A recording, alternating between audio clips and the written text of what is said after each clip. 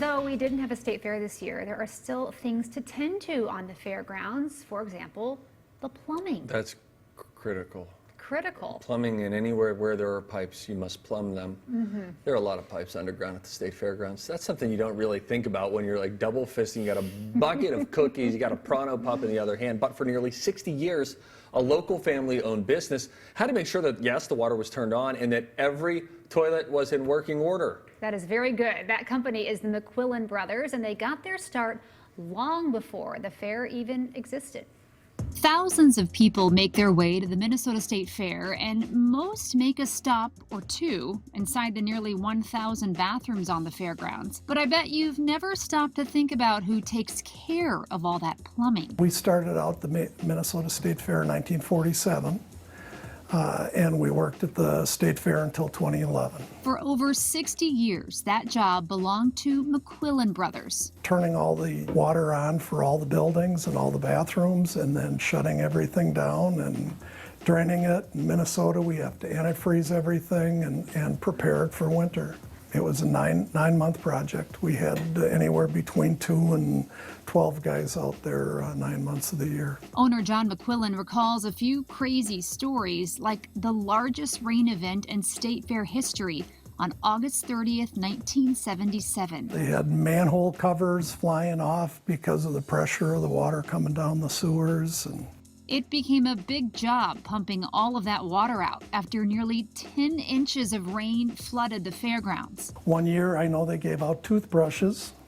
We had a lot of plugged toilets that year.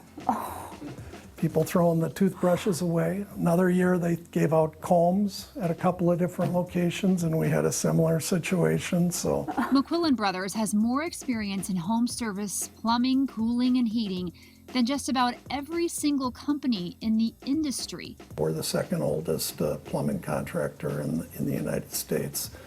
So yeah, we're the oldest union contractor west of Chicago.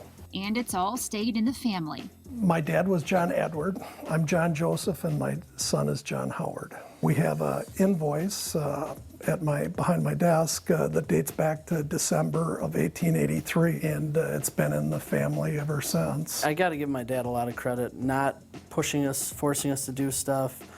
We even went our own routes when it came to the trades. Matt went through the plumbing program, I went through the pipe fitter program. Brothers John and Matt are the next generation, and they've made quite a name for themselves. The McQuillan brothers. That's probably not what you wanted me to say. That was like a C-. I'm just standing here. It's funny, people even call, they're like, is that really how it is? It's like, yeah, that's kind of weird, because we know.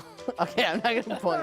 I know my cue. Is that just describe them perfectly? That is them exactly. They go out on jobs, and when they were out working together, I'd get calls from the customers saying that they were just hysterical and so fun to be around, and they bring life to the party, if you will. You are what, the longest standing employee here besides your dad? Yep. Is that correct? Yeah. Yep, that is correct. So By like a decade. yeah. Yeah. Yep. Seriously. I was going to be a real estate mogul, and I just didn't pan out the way I thought it was going to.